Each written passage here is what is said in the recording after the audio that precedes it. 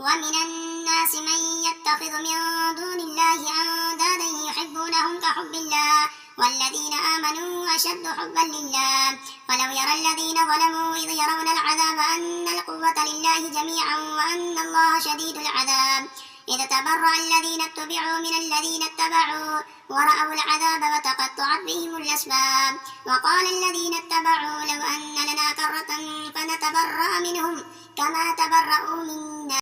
كذلك يريهم الله أعمالهم حسرات عليهم وما هم بخارجين من النار يا أيها الناس كلوا مما في الأرض حلالا طيبا ولا تتبعوا خطوات الشيطان إنه لكم عدو مبين إنما يأمركم بالسوء والفحشاء وأن تقولوا على الله ما لا تعلمون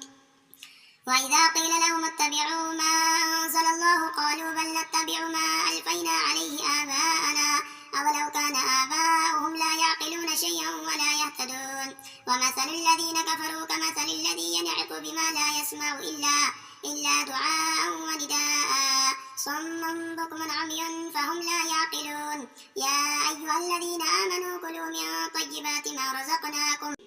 واشكروا لله إن كنتم إياه تعبدون.